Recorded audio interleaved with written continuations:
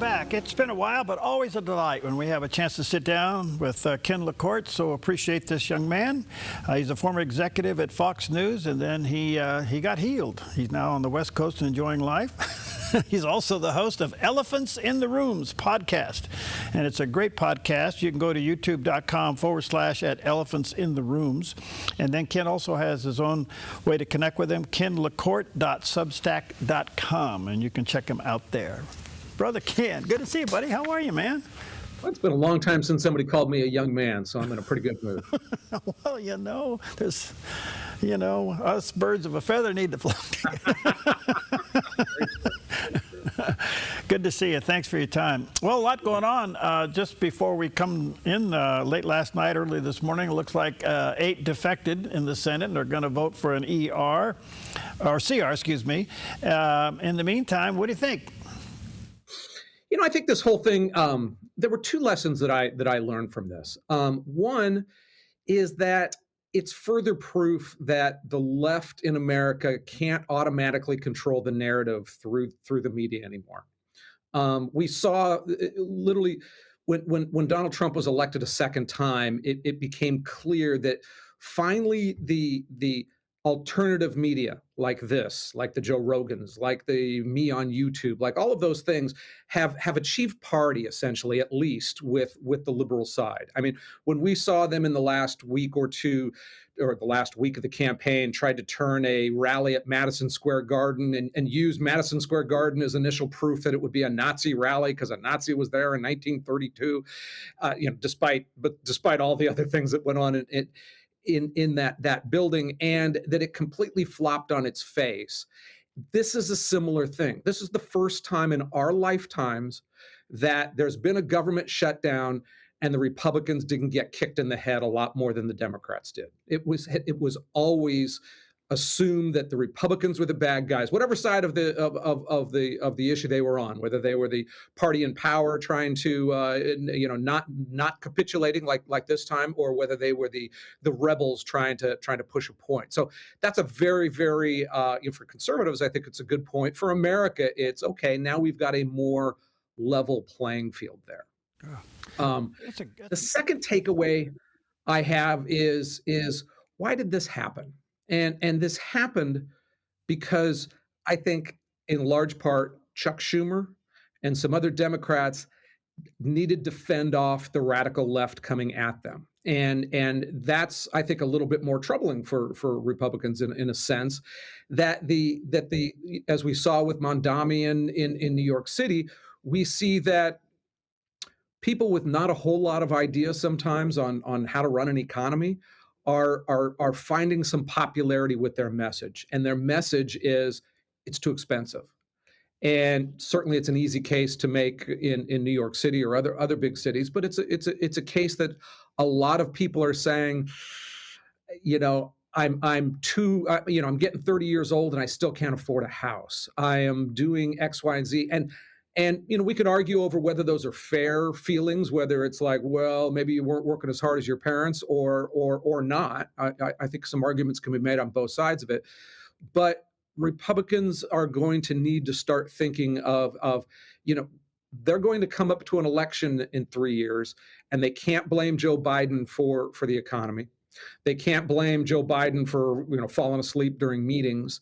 And the Republicans, they will still be able to bash a lot of the kind of crazy woke left stuff, but a couple of their stool legs have been they're going to have to fight for, and I think affordability among the average American is something that they care about, and it's something that Republicans will need to address a little bit more clearly in the future. I think you're spot on. Good observation. All right, let me turn your attention to what's now being called the Blue Coalition: New York City, Virginia, New Jersey, and Prop 50.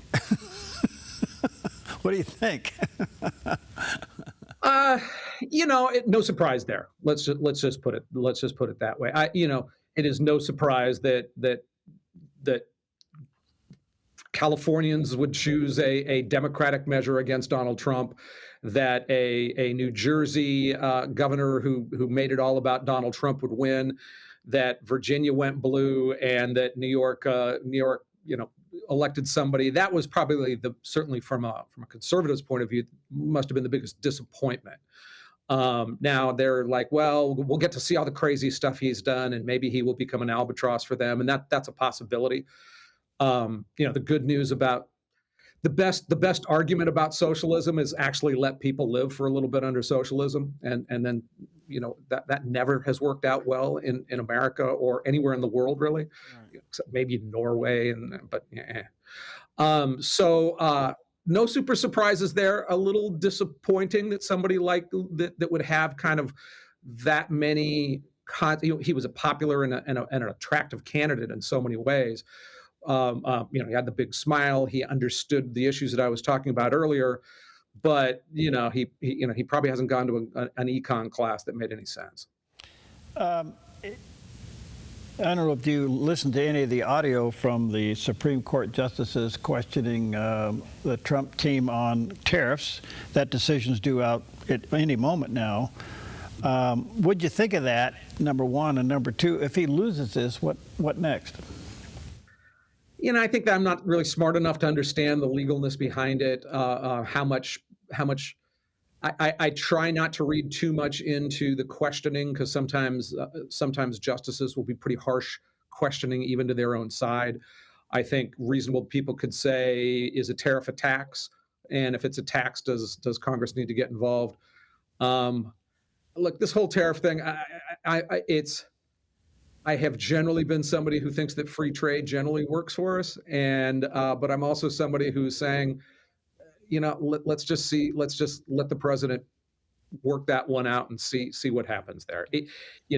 We've got there are certainly some instances where America seems to be being abused by other countries, and there's certainly instances here where the president seems to be using this just because he gets mad at somebody. I mean, it's like you put an ad with Ronald Reagan's voice, who was also pretty much. That was pretty crazy. And he got mad at Canada, so he was going to double their tariffs. There's a bit of capriciousness to that. So I don't know. Back to the Senate vote just for a moment. It looks like they'll pass the continuing resolution today. Is this really damaging to Schumer? I mean, he really lost here. He was going to lose either way. I think Schumer has a definite chance that somebody like AOC could primary him from the left and he could lose. And so the concept wasn't, do I win or do I lose, but do I look like I'm a tough guy standing up to Donald Trump? I think that's really what the game was here. I can't imagine that they thought that the Republicans were going to say, okay, we'll give you all these economic changes, even after we voted for these bills and voted to fund these at these levels just a short time ago. So I think his real play, he doesn't care if he's popular all that much in Washington, D.C. or other places. If he's interested in being a senator again for another 6 years, he's got to look tough and be anti-Trump. That's still, look, we saw Gavin Newsom do the same thing. Gavin has been a little eclectic in how he is pursuing the presidency. Shortly after the election, he decided to be the middle reasonable person. He put up a podcast. He invited Charlie Kirk. He invited rational people and had rational, interesting debates with conservatives. And the hardcore left they went crazy. How could you platform? Blah blah blah blah blah. And since then, he's hired a Donald Trump light person to run his Twitter account, which is a lot of poo poo pee pee jokes and all caps and emulating the president, emulating the rambunctious style of the president. So I think that's what the game is. I think that the game still for Democrats isn't to anything. It's to look like they hate Trump so much that they'll burn it all down to stop it. Okay. Before I run out of time, we'll chat for 2 seconds. I only got a few moments left here. Across the pond, the BBC bosses resigned over the weekend because they got caught editing Trump's speech. What do you think about that? If you looked at the edits that they did, it was pure propaganda. They took a clip, what he said here. They took a clip from somebody else. They made it look like he told people to go and rush and charge the Capitol, leaving out the next sentence where he was praising something, and then we're going to, it was radically bad, and they've had a number of big problems. they have 20,000 employees paid for by taxes and forced to pay for by Brits like our PBS, like our NPR, like our VOA and whatnot, at least was, and we'll see how that plays out. Government shouldn't be in the business of delivering news. There are just too many outlets. So you charge people to create this huge news entity, and then you turn that entity into a political, hardcore, one-sided cultural entity.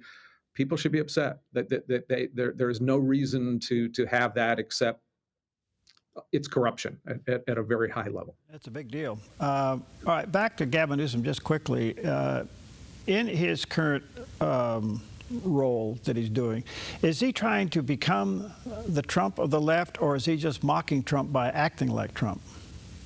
I think he is like I said on the others, I think he is trying to show that he's standing up tough to Donald Trump. And in fairness, with the passage of Prop 50 in California, he did, and he was successful at it. And hair gel aside, and stupid things that he says all the time, every day aside, he can stand up and say Donald Trump tried to twist the system and got Texas to do things, and we nullified that. And here are 5 more seats to stop his radical agenda from being taken over. I mean, he's got a great campaign ad with the fact that he unilaterally almost pushed through an ability to get 5 more seats for Democrats and play the game Trump was playing. He was very fortunate in that.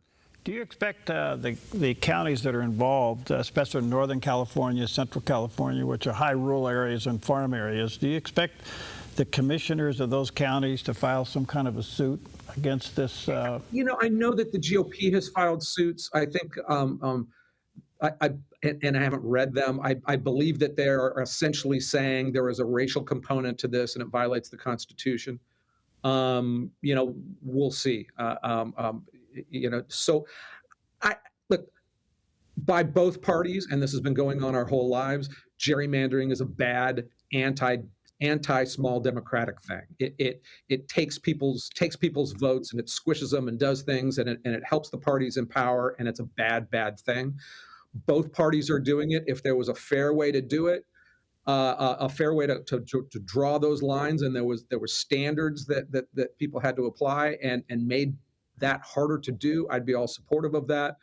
I'm not supportive of one side doing it and the other side not. So it's just it's all gerrymandering, no peace. I think the only way that they will come to an agreement is if both sides do it so egregiously that they finally say, hey, let's change these rules. When are you going to move your houseboat to Hawaii or further up the coastline? It's a long trip. It's I hear Gavin and he says, well, we got so many people moving in from Florida and they argue over the numbers, and I'm thinking, there's so much beauty and so much natural wonderness of this state. Yeah. The fact that anybody is moving out is a pox on every politician here. California's a beautiful place. Hey, good to see you, friend. Let's stay connected. Let me say our viewers and listeners, check out Ken's podcast, Elephants in the Rooms podcast. You can go to youtube.com/@elephantsintheroom. And then, of course, kenlacorte.substack.com. Good to see you, buddy. Hang in there. Thanks, Barry.